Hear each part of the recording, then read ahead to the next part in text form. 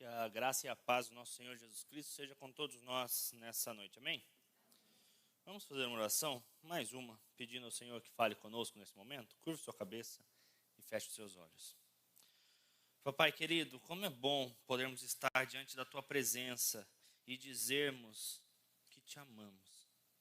E dizermos que Te louvamos e que o Senhor de fato é tudo que temos.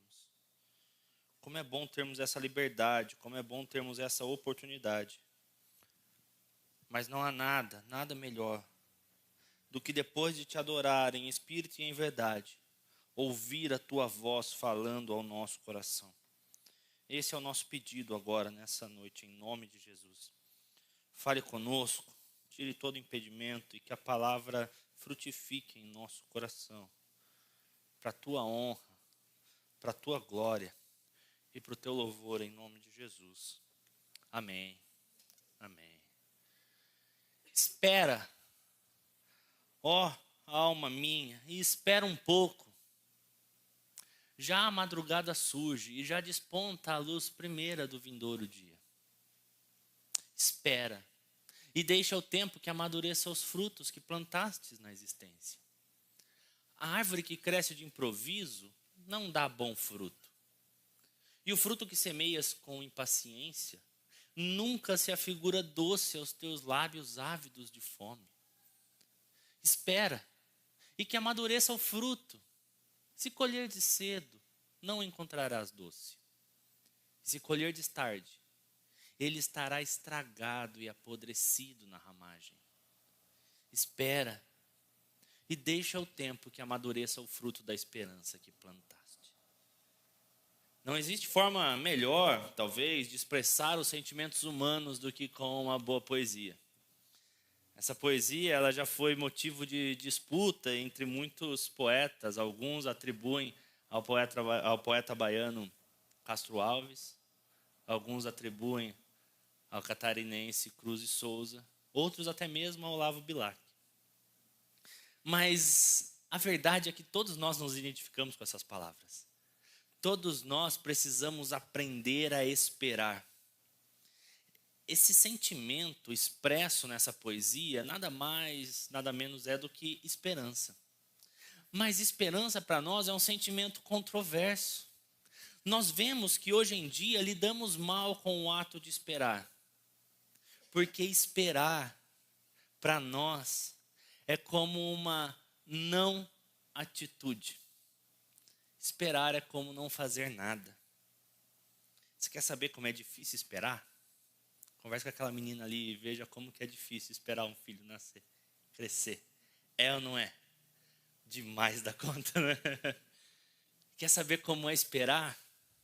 Você conversa com alguém que está sem ver o amado há muito tempo. Isso é esperar. E esperar às vezes nos ata a mão e nos impede de fazer qualquer coisa. E nós crescemos com essa ideia de que esperar é não fazer nada. Mas o poema é claro em dizer que esperar em si é uma atitude. Esperar é dar tempo para que o fruto amadureça. Esperar é ter a sensibilidade de, na hora certa, colhê-lo.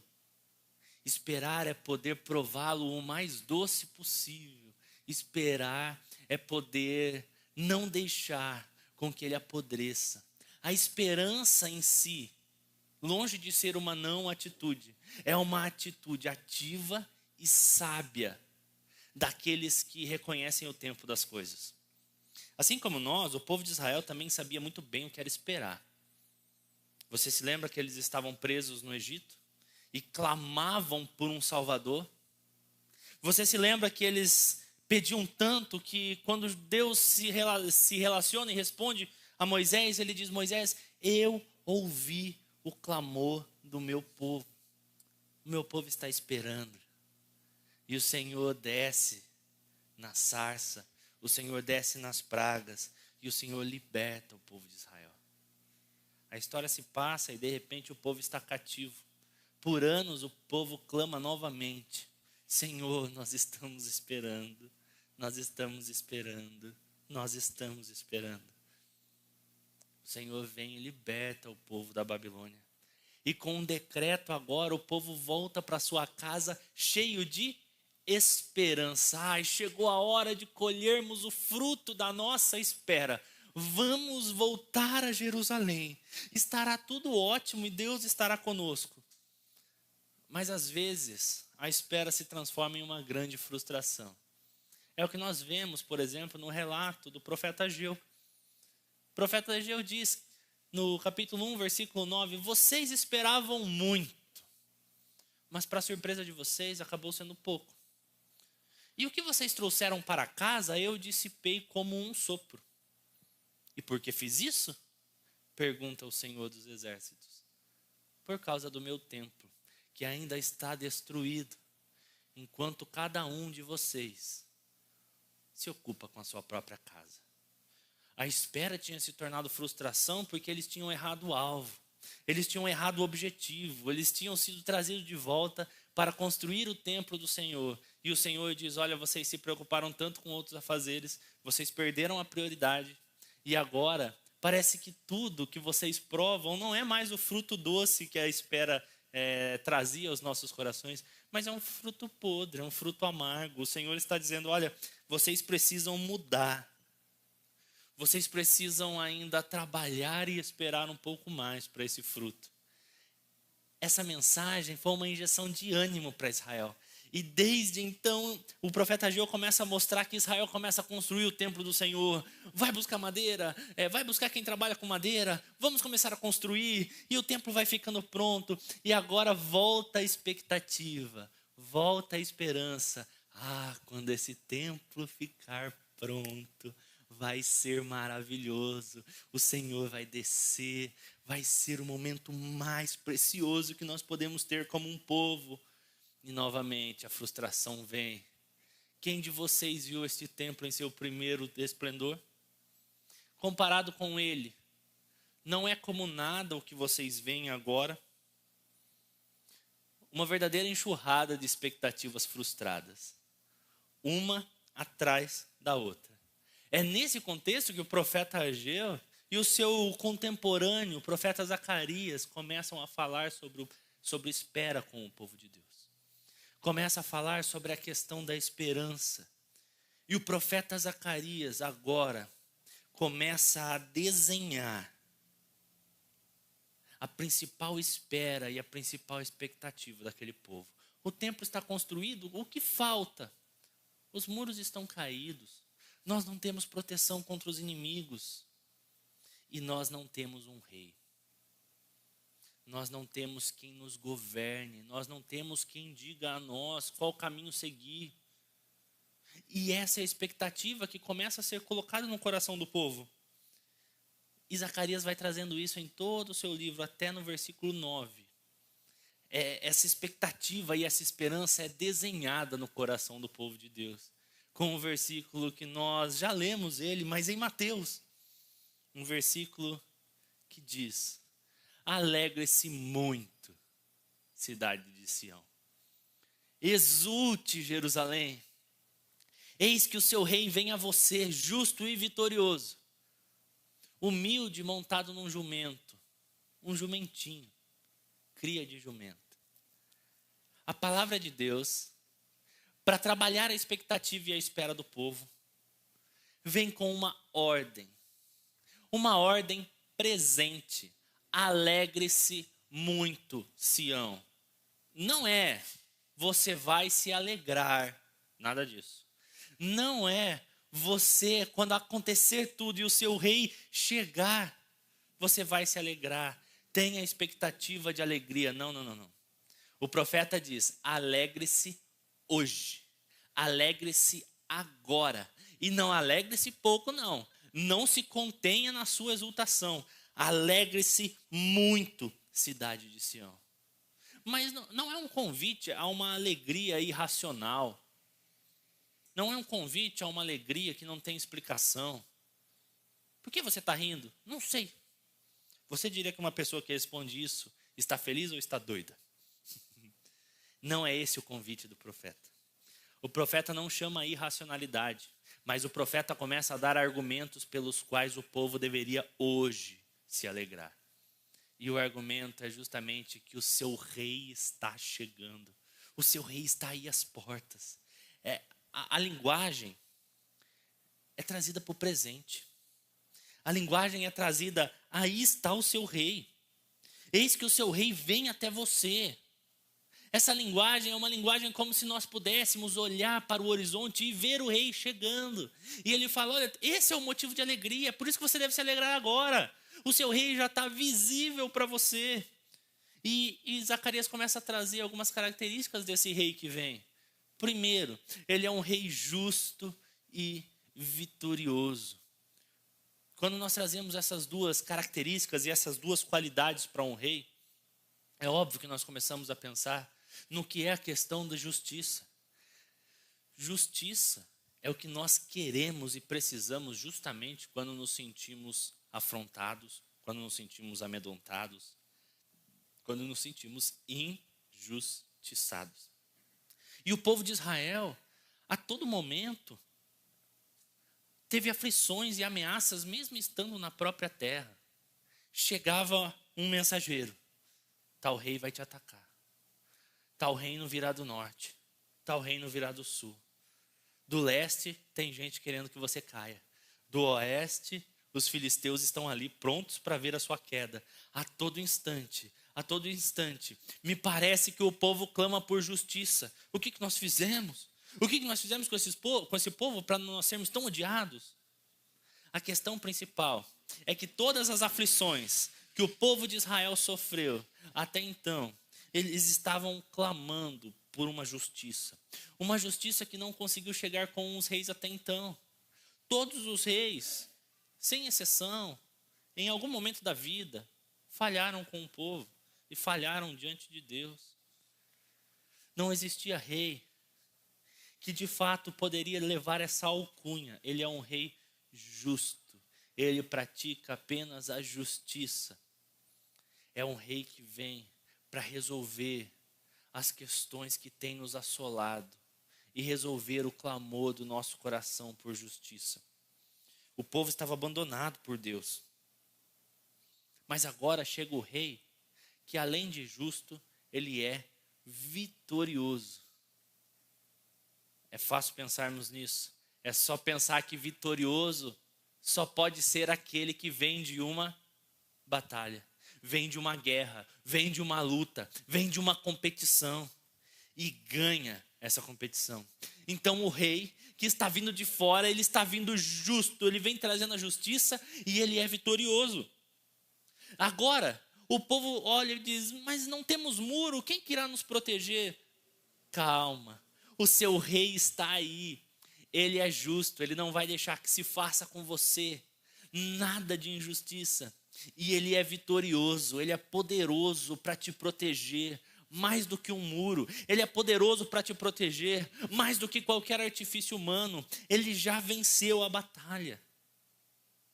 Ele vem para trazer a vitória ao seu povo.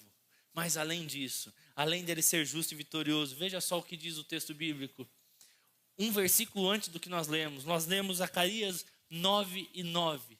O contexto de Zacarias 9:8 nos demonstra o seguinte: defenderei a minha casa contra os invasores. Nunca mais um opressor passará por cima do meu povo, porque agora eu vejo isso com meus próprios olhos. Isso é um rei justo e vitorioso. Ele não é somente um rei justo que gostaria de fazer a justiça, mas não tem o poder para tal. Ele não é apenas um rei que tem um poder para fazer o que quiser, mas quando ele coloca a mão na massa, ele não faz o que é certo e não faz o que é justo. Ele é o casamento perfeito entre o poder e a justiça. E ele diz, olha, agora eu mesmo defenderei o meu povo. Eu mesmo não permitirei que o opressor invada os seus muros. Eu mesmo, não mais artifícios humanos. Agora eu vejo isso com meus próprios olhos. Eu vejo isso com meus próprios olhos, não porque antes não via, mas porque agora ele está tão perto. Agora ele está à distância de um olhar humano. Eu vejo isso. Eu vou defender o meu povo. E além disso, a visão que Zacarias desenha na mente do povo é que além de justo e vitorioso, pronto para proteger e defender o seu povo, ele vem humilde e montado em um jumentinho. A humildade do rei de Israel aqui, ela é oposta à soberba dos outros reis. A vontade dos reis de mostrar poder, a vontade dos reis de demonstrações públicas de autoridade, não é o que esse rei vem fazer. Mas ele vem montado em um jumentinho. E aí, não confunda, não deixe que a sua mente pregue peças. Não é o jumentinho que é símbolo de humildade. Os jumentos eram a montaria preferida da realeza. Não somente do povo de Israel, mas de toda a época, de todos os reis, de todos os povos. Por quê? Porque o cavalo era a montaria de guerra. O cavalo é aquele rei que vem para lutar. O cavalo é aquele rei que vem preparado contra tudo e contra todos. Mas esse rei disse que viria e protegeria o povo. Como que ele vai proteger montado num jumentinho? O jumento era a montaria real em tempos de paz. Quando não há mais guerras. E quando o rei se declarava vencedor sobre a guerra, ele voltava montado sobre um jumentinho. O jumento ainda carrega, mas o jumento não tem toda a habilidade de guerra do cavalo. Mas ela nem é necessária. O jumento agora demonstra que não é mais necessário pressa. O jumentinho agora demonstra que não é necessário correr. Não é necessário se colocar como autoridade. O jumentinho é instrumento de paz e, principalmente, o jumentinho é um aviso de que a guerra acabou. Você consegue perceber? O rei chega a Israel dizendo: eu não vou permitir que nenhum dos opressores chegue até você, porque eu acabei de vencer a guerra. Não há mais ataque contra o meu povo. Essa imagem, ela é emblemática e fala ao coração do povo de Israel, porque o povo de Israel estava com medo. O povo de Israel estava preocupado. E Deus diz: o rei veio. Você consegue vê-lo. Você consegue vê-lo e principalmente ele tem trazido uma notícia maravilhosa para você. Você não precisa mais se preocupar em se defender dos inimigos. Veja o contexto. Zacarias, capítulo 9, versículo 10. Nós lemos o 9, lemos o 8. Vamos ver o 10 agora. Ele destruirá os carros de guerra de Efraim, e os cavalos de Jerusalém, e os arcos de batalha serão quebrados. Ele proclamará paz às nações, e dominará de um mar a outro, e do Eufrates até os confins da terra. Acompanhe o raciocínio do profeta. Ele destruirá os carros de guerra de Efraim. Efraim e Jerusalém, Efraim e Judá, eram as duas tribos que unidas formavam agora o povo remanescente de Deus. O restante tinha abandonado a aliança. E ele começa a trazer essa ideia. Efraim não vai mais ter cavalos de guerra, carros de guerra. Os cavalos de Jerusalém, desnecessário. Ele vai destruir os cavalos de Jerusalém. E por que um rei que vem, que protege o seu povo, vai fazer isso? Ele não deveria trazer mais cavalos e mais tropas? Ele não deveria melhorar os cavalos de guerra? Ele não deveria colocar e pegar os carros de guerra que são de madeira agora e começar a tratar como carros de ferro? Ele não deveria trazer escudos e espadas? Não, porque ele diz: eu mesmo venci a batalha, eu estou proclamando a paz, já não há mais ataque contra o povo de Deus. Portanto, agora essas armas humanas para a proteção do povo de Deus não são mais necessárias. Essas armas que o rei justo e vitorioso traz, elas são artifícios humanos, assim como nós fazemos. Você conhece as batalhas que você vive. E você conhece os artifícios humanos que nós tratamos com isso. Você já conversou com alguém que falou assim: olha, eu já tentei de tudo nessa situação. Agora é só Deus. Você já ouviu isso? É porque nós temos muitos artifícios humanos para nos proteger de coisas que podem afetar a nossa vida. Nós temos carros de guerra, cavalos de guerra e coisas humanas que às vezes o nosso coração se apega com uma insana ideia de proteção. O Senhor diz ao seu povo: quando eu chegar, e eu estou chegando, não há necessidade mais de artifícios humanos para a guerra. Não há mais necessidade de você se preocupar com o seu amanhã. Não há mais necessidade de você pensar o que você vai fazer da sua vida, qual passo você vai tomar, como você vai se proteger. Ai, mas tantas coisas podem acontecer na vida, eu sei, e nós ficamos cada vez mais preocupados. A nossa vida parece uma cidade desmurada, não é verdade? Às vezes nós pensamos que tantas coisas podem nos afligir, e nós pensamos em tantas coisas, mas o mundo parece tão criativo que vem uma nova coisa nos afligir, que não era nada daquilo que a gente pensava. E a gente fala: nossa, eu achei que eu tinha pensado em tudo. Às vezes a doença chegou na minha família e eu não tinha muro para me proteger disso.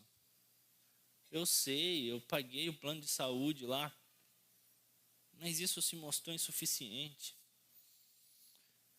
Puxa vida, eu cultivei um lar de amor, respeito, e a minha família não se conversa mais.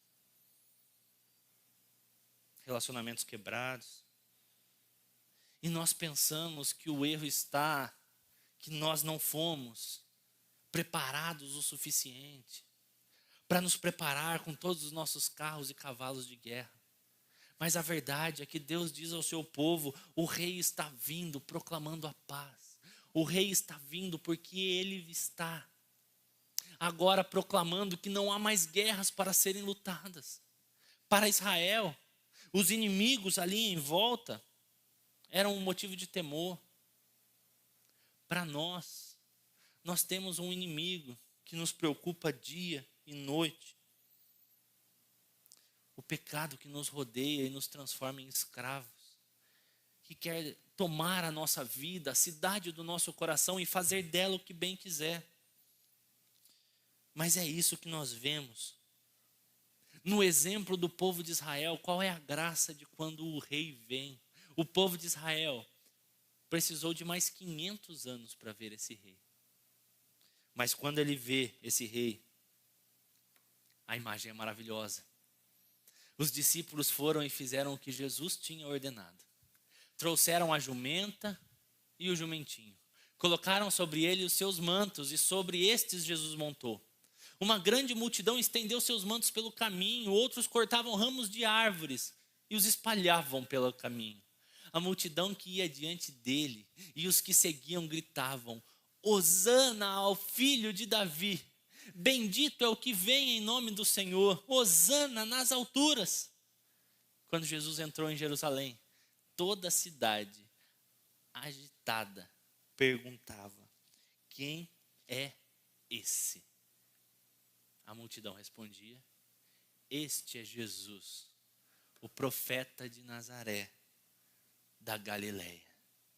Jesus vem proclamando a paz a Israel.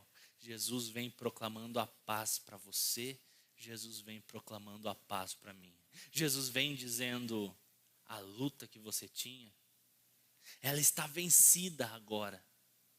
Na cruz do Calvário, o Senhor vence o inimigo das nossas almas, a morte que nos aprisionava. O Senhor ressuscita ao terceiro dia. E agora já não há mais batalha. Já não há mais domínio do pecado sobre nós. Já não há mais poder do inferno. E nada, absolutamente nada, que possa nos separar do amor de Deus que está em Cristo Jesus. Que inimigos agora nós podemos dizer que temos? Quem nos separará do amor de Deus? Será que é a tribulação que você passa? Será que é a luta? Será que ela tem o poder de te separar do amor de Deus? Será que é a fome? A ausência de bens físicos? A nudez? Será que é o risco da morte? O perigo? a espada, nada, absolutamente nada disso pode nos separar agora do amor de Deus. Nada pode nos tirar da mão e do reino desse rei que veio. O apóstolo Paulo diz: eu estou certo que nem a morte, nem a vida, nem os anjos, nem os principados, nem as potestades, nem o presente, nem o futuro, nem a altura, nem a profundidade e nem qualquer outra coisa pode nos separar do amor de Deus que está em Cristo Jesus. A batalha está ganha. Ninguém mais nos levará exilado. Nada pode entrar na nossa vida, amarrar o nosso coração e nos levar para longe do nosso Salvador. Ele, o Rei eterno, chegou. Ele chegou anunciando a paz, montado num jumentinho. E agora nós somos livres, não da presença do pecado. Assim como o povo de Israel ainda tinha povos em volta, nós também temos algumas aflições, tribulações, mas a realidade é que nós fomos, de uma vez por todas, livres da culpa e da condenação e das amarras do pecado. A paz com Deus que nos faltava, agora foi proclamada pelo seu Filho. Agora nós temos um Rei.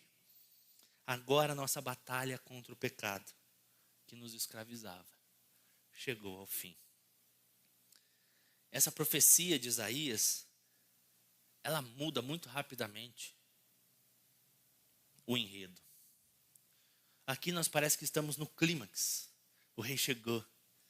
Mas essa profecia continua com uma visão de alguma forma desconexa. Vejam comigo. A partir do versículo 13.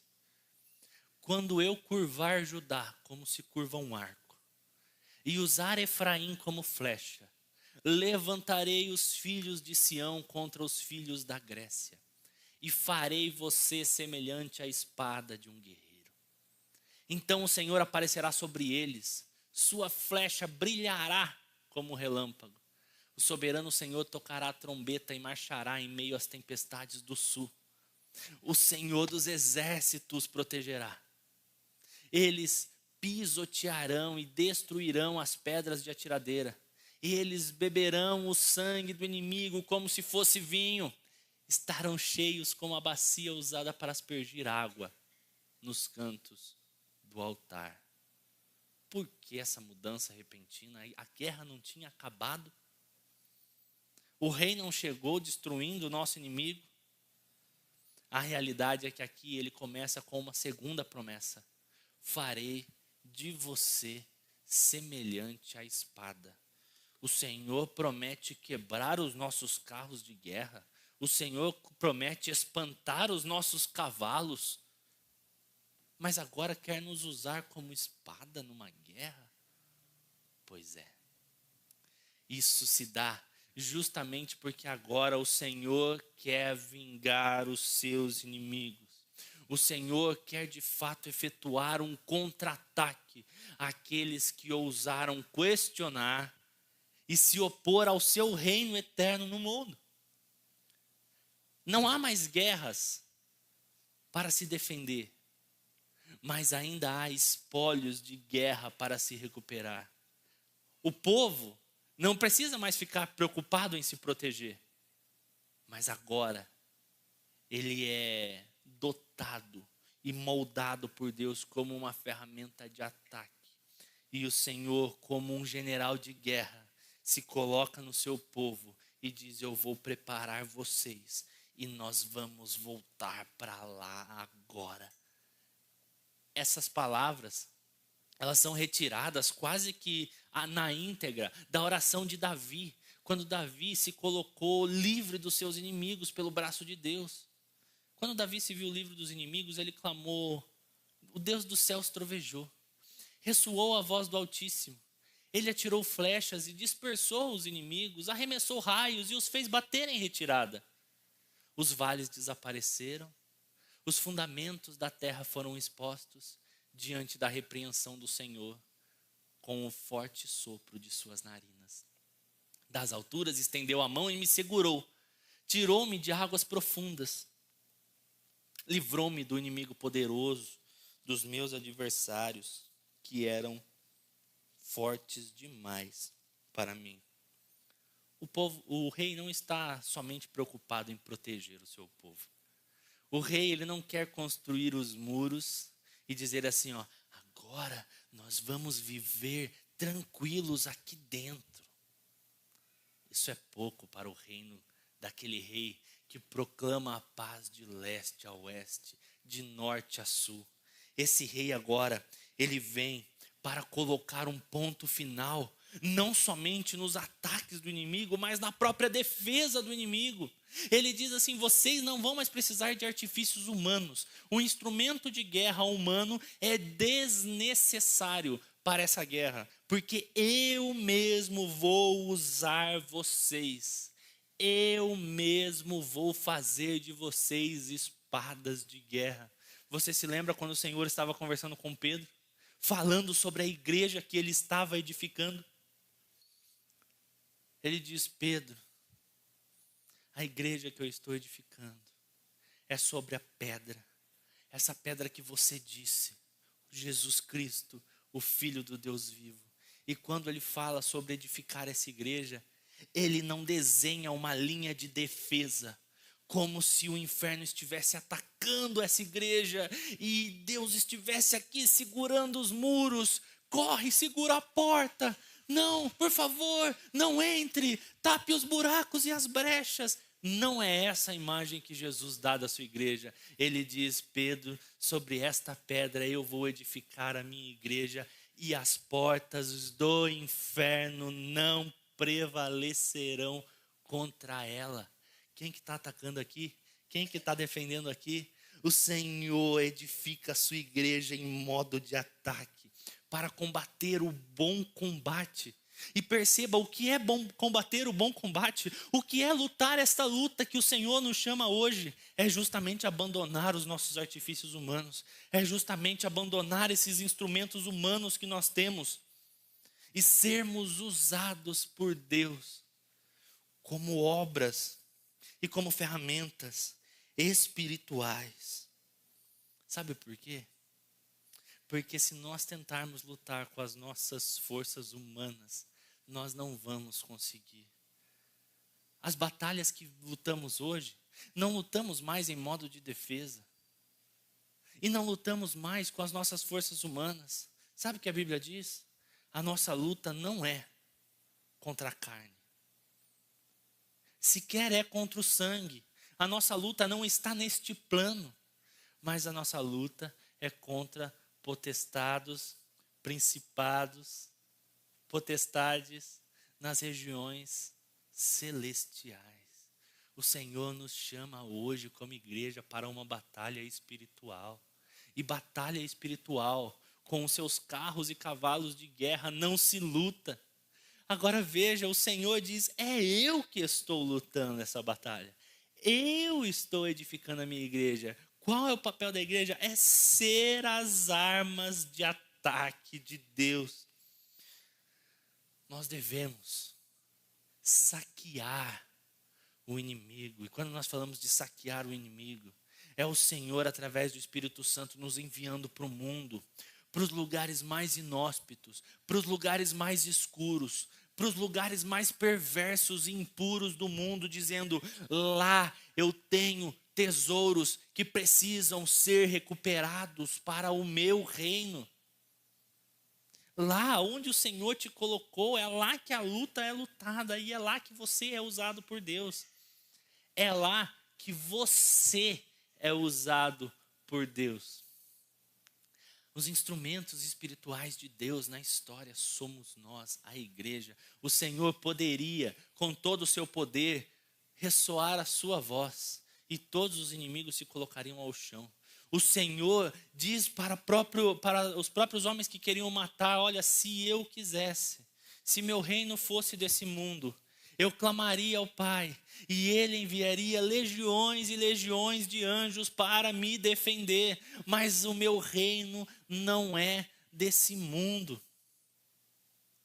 Agora veja, Ele, nessa batalha espiritual, decidiu usar a igreja como ferramenta para vencer a batalha espiritual no seu lar.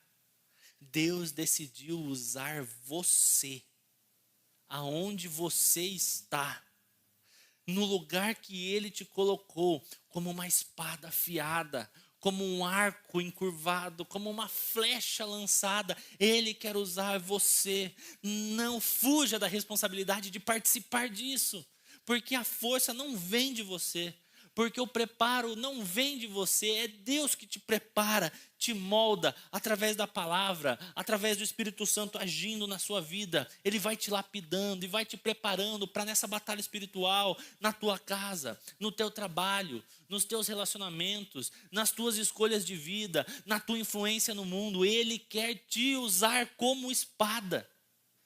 Isso precisava nos dar ousadia. E isso precisava fazer com que nós respondêssemos como todos os profetas responderam até hoje. Senhor, eis-me aqui. Senhor, o Senhor quer fazer alguma coisa no mundo? Eis-me aqui. Eu estou à disposição para lutar essa batalha. Senhor, eis-me aqui. O Senhor me conhece, eu não tenho cavalos de guerra. Eu não tenho carros de guerra. Eu não tenho espadas. O Senhor tirou tudo isso de mim. Eu tenho pouca coisa a oferecer, Senhor. Mas eu estou aqui para lutar essa batalha. Davi diz a Golias: você vem a mim com espada, escudo. Eu vou a ti em nome do Senhor dos Exércitos.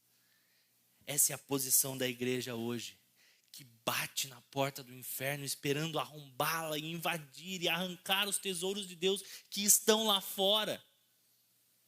Devemos fugir dessa ideia de zona de conforto, de construir um muro em volta da nossa igreja, seja ela física ou seja ela o povo de Deus reunido aqui. Nós queremos às vezes ficar juntos, protegidos. Ai, Senhor, fecha as portas, a gente tem mantimento aqui. Ai, não vamos fazer nada não. Não, tá bom aqui.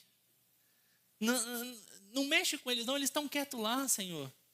Não é essa a atitude que o Senhor preparou do seu povo. O Senhor não quer o seu povo sentado, esperando as coisas acontecerem, protegidos e com medo de um ataque do inimigo.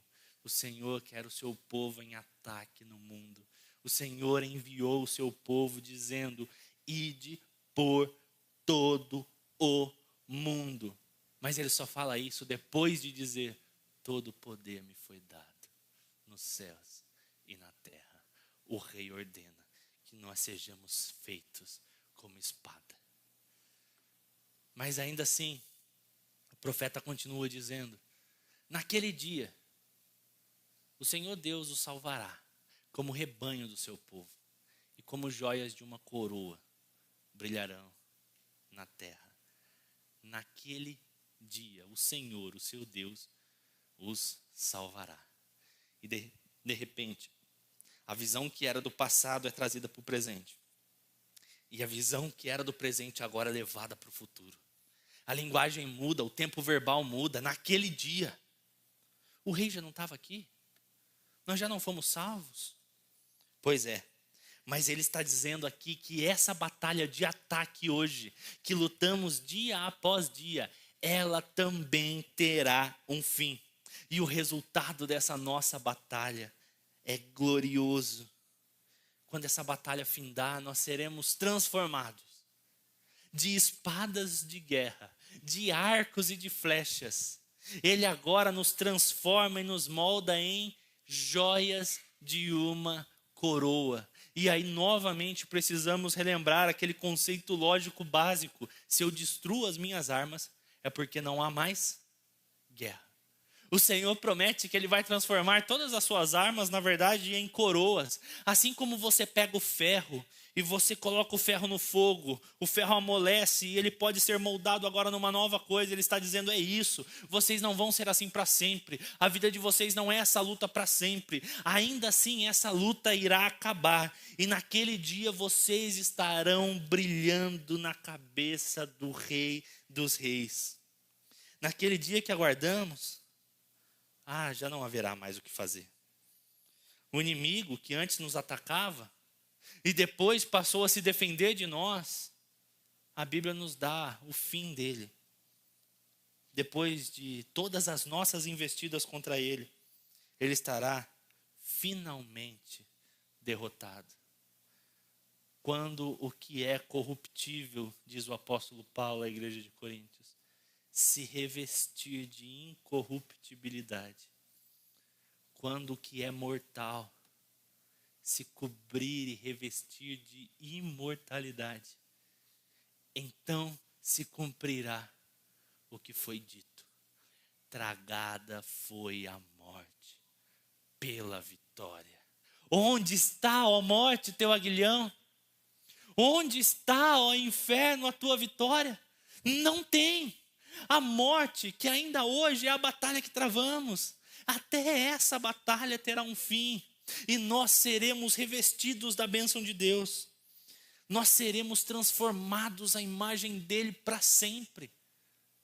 Não haverá mais morte. O Apocalipse, o livro glorioso que nos mostra o final de todas as coisas, ele diz que ao findar da história, Deus pega a besta, o falso profeta, o anticristo, a Babilônia e todas essas coisas, o diabo, a serpente, Satanás, todas essas imagens que representavam os inimigos do povo de Deus, e ele os lança no lago de fogo ardente, o lago da ira de Deus, o lugar onde Deus decide que para sempre não sairão de lá.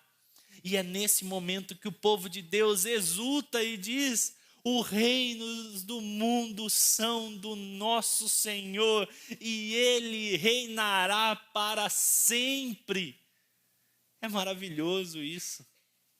Por isso que hoje, domingo de Ramos, nós ainda nos colocamos diante de Deus. Por isso que no domingo de Ramos nós não podemos olhar apenas para o passado. Por isso que hoje não é dia de pensar apenas na batalha que foi vencida por Deus, e nem tampouco pensar na batalha que Deus ainda trava, nos usando como ferramentas de guerra. Hoje é dia de pegarmos os ramos espirituais e dizer a Deus, mais uma vez: hosana ao filho de Davi. Salva-nos dessa última batalha, Senhor. Venha o teu reino sobre nós. Venha o teu reino. Hosana, hosana, vem, Senhor Jesus. Por isso que a Bíblia termina dizendo que o Espírito e a noiva dizem: vem. Vem. Vem, hoje é dia de nós relembrarmos essa esperança, a esperança que o poeta fala, a esperança de que o fruto estará doce e maduro para podermos colhê-lo e ele nos saciar a fome. Esse fruto está ficando pronto, esse fruto está se preparando e o Senhor está voltando, o Senhor está às portas, o Rei está voltando. E quando nós dizemos isso, nós precisamos ver com os olhos espirituais esse rei chegando agora, não mais num jumentinho. Vi o céu aberto e diante de mim um cavalo branco, cujo cavaleiro se chama Fiel e Verdadeiro. Você se lembra do rei de Zacarias? Ele é justo e vitorioso. Vejam as características do rei em Apocalipse. Ele é fiel e verdadeiro. Ele julga e guerreia com justiça. Seus olhos são como chama de fogo. E em sua cabeça há muitas coroas. E um nome que só ele conhece. E ninguém mais. Está vestido com um manto tingido de sangue. E o seu nome é Palavra de Deus. Os exércitos dos céus o seguiam, vestidos de linho branco. Linho fino, branco e puro, montados em cavalos brancos.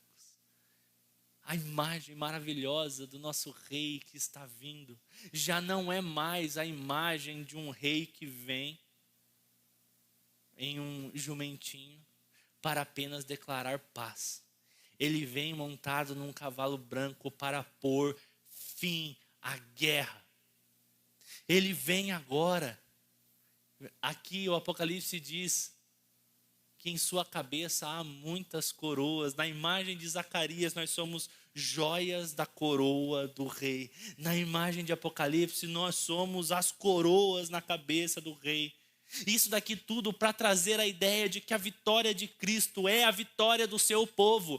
Cristo voltando para pôr fim à guerra espiritual é a vitória do seu povo. É a vitória sua, é a vitória minha. Por isso que nós estamos desenhados nesse grande fim do Apocalipse. Os exércitos do céu seguiam.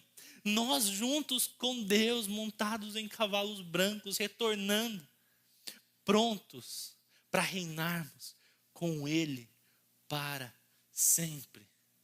É isso que nós fazemos no domingo de Ramos. Nós dizemos: Senhor, nós, a tua igreja, nós te esperamos ainda. Senhor, nós ainda esperamos que o Senhor venha para pôr fim à última das guerras. Nós já não somos mais escravizados pelo pecado, mas ainda vivemos em um mundo de morte, dor, injustiça e choro. O Senhor já venceu o mundo, mas nós aguardamos o dia que o Senhor vai voltar para que vençamos contigo definitivamente também. Lá toda lágrima será secada. Lá toda dor, todo pranto, todo choro terá fim. Porque finalmente o nosso rei veio. O nosso rei vitorioso, justo, veio proclamar a paz eterna. E nós, mais uma vez, em mais um ano, no domingo de Ramos, dizemos: ora vem, Senhor Jesus. O que podemos fazer se não ficarmos de pé e louvarmos a Deus, dizendo: és o Rei que vem. Coloque-se de pé, igreja do Senhor. Vamos fazer uma oração e adorar ao Senhor com esse hino. Feche seus olhos e curve sua cabeça. Senhor Jesus, Tu és o Rei justo e vitorioso que veio salvar o Teu povo do pecado. Tu és o Rei vitorioso que veio nos usar nessa guerra contra os Teus inimigos que ainda restam. Tu és o Rei que ataca agora. Tu és o Rei que faz o que lhe apraz. E nós somos Teus instrumentos nesse mundo, Senhor. Mas hoje, em meio à guerra, em meio às lutas diárias, nós só clamamos a Ti, Senhor. Vem, vem. Nós levantamos a nossa mão a Ti e dizemos: vem, vem, Senhor Jesus. Tu és o Rei que vem. O Teu reino é eterno. E nós aguardamos o dia onde não teremos mais pelo que lutar. Apenas brilhar e expor a Sua glória ao mundo. E fazer parte dessa nova criação redimida. Nós Te louvamos. Senhor, nós nos prostramos diante de Ti e dizemos que és o Rei que vem. E nós clamamos com todo o nosso coração: não tardes a Tua vinda, Senhor. Reaqueça em nosso coração a esperança de que o Senhor estará conosco. Reaqueça no nosso coração a expectativa do Teu reino que vem. Em nome de Jesus. Amém. Sente-se por mais um minuto, igreja. É preciso que percebamos que o texto não acaba aqui.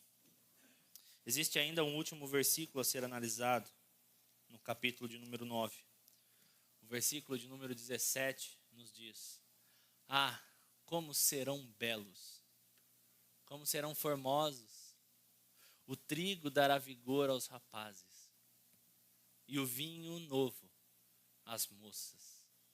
O trigo dará vigor aos rapazes, o vinho novo às moças.